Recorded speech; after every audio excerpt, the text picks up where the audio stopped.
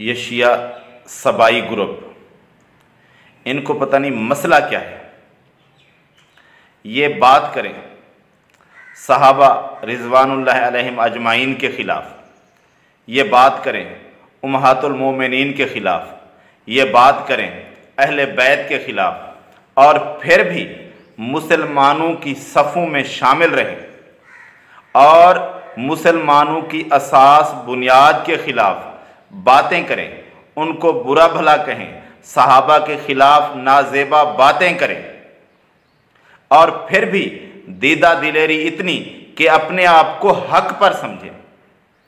جن کے پاس کوئی چیز ہی نہیں ہے، کتابیں کیا ہیں؟ یا سلیم بن قیس کی کتاب من گھڑت موضوع کتاب، یا نہج البلاغہ کے نام پر کتاب جس کی کوئی سند نہیں، یا پھر اپنی وہ اصول کافی وغیرہ جن کی کوئی ایسی بات نہیں ہے جس کی سند اچھی ہو، اور ان میں ایسی روایات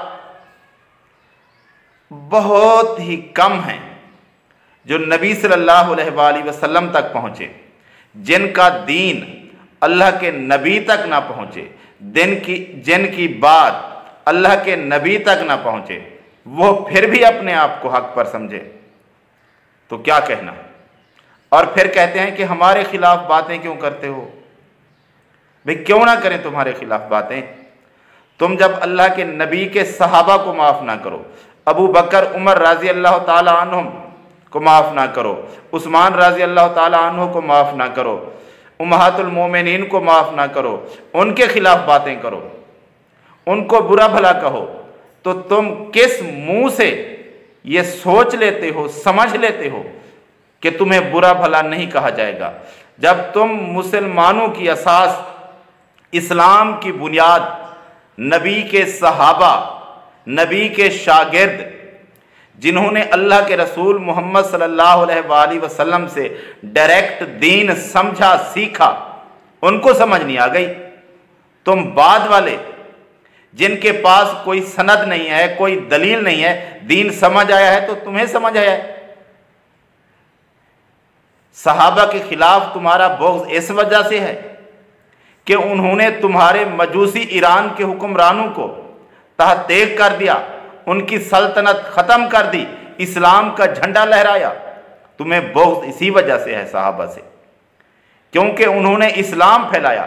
تم سمجھتے ہو کہ جب اسلام کے پلر جو بنیاد ہیں، جنہوں نے اسلام کو پھیلایا ہے، جن کے ذریعے اسلام پہنچا ہے، جب ان کی عزت ختم ہو جائے گی تو پھر اسلام بچے گا کیا؟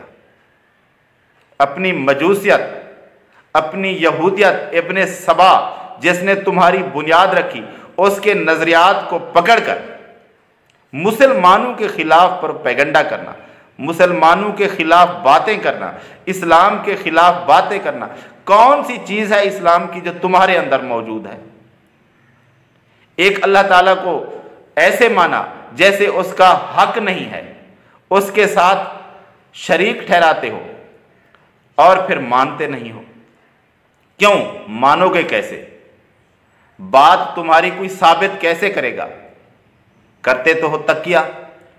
اگر تمہاری کتابوں سے کوئی بات دکھا دے جو اچھی ہو تو کہتے ہو کہ یہ ہمارے ائمہ نے تقیہ کیا تھا، یہ بات انہوں نے تقیے کی وجہ سے کی تھی، اصل ان کا نظریہ یہ نہیں تھا۔ جو بات ان کی طرف غلط منسوب کی ہوئی ہے وہ مل جائے تو تمہاری دلیل، جو بات اچھی مل جائے وہ تقیہ۔